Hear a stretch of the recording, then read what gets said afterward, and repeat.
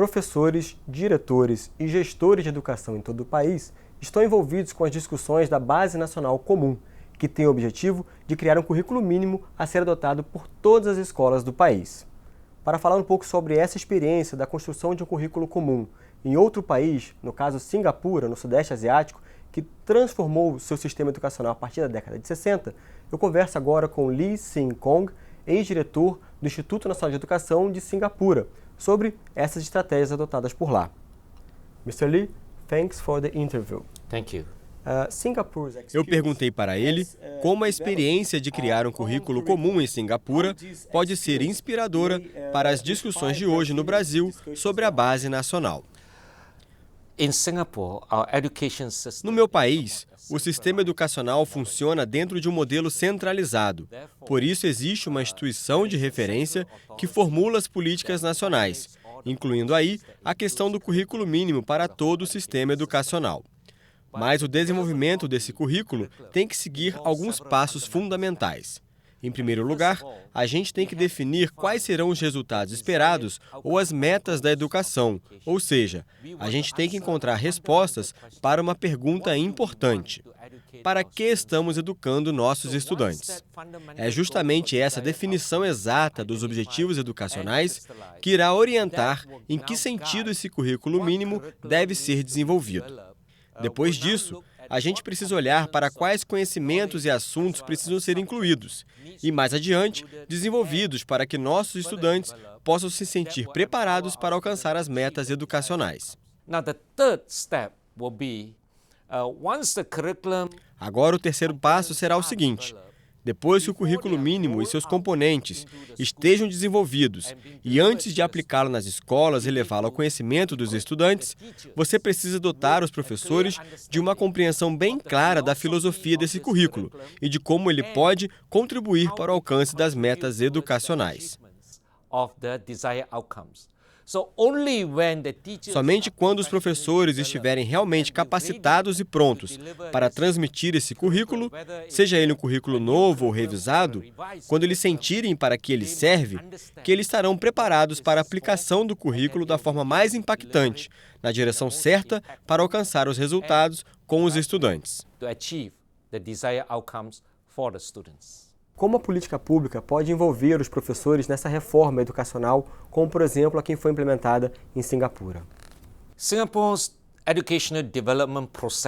O processo de desenvolvimento da educação em Singapura baseia-se no modelo de consultas frequentes.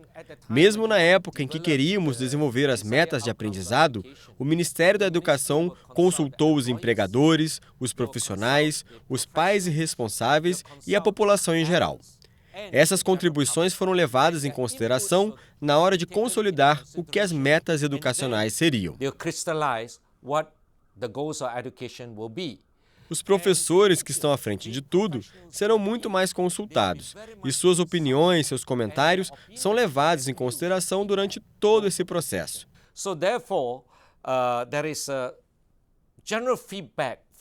Por isso existe um parecer legal de toda a comunidade escolar, que engaja tanto as lideranças escolares quanto os professores nesse trabalho de comentar em que direção o currículo deve seguir, o que ele deve ser, o que deve ser incluído nesse documento. Então, esse processo de consultas frequentes ajuda no desenvolvimento do currículo, mas a questão não é apenas saber se todos estão alinhados com as metas educacionais. Tem que haver a aceitação de toda a comunidade escolar. E isso é possível quando ela participa do desenvolvimento de tudo isso. Estudantes excelentes serão profissionais excepcionais? A resposta é sim. Desde que um aluno, seja ele excelente ou não, tenha os conhecimentos fundamentais e as habilidades necessárias para as demandas da atualidade. Eu tenho certeza que ele estará pronto para atuar no mercado de trabalho ou em outra situação. Se você tem as características certas, as habilidades necessárias e o conhecimento adequado, você será um profissional excelente.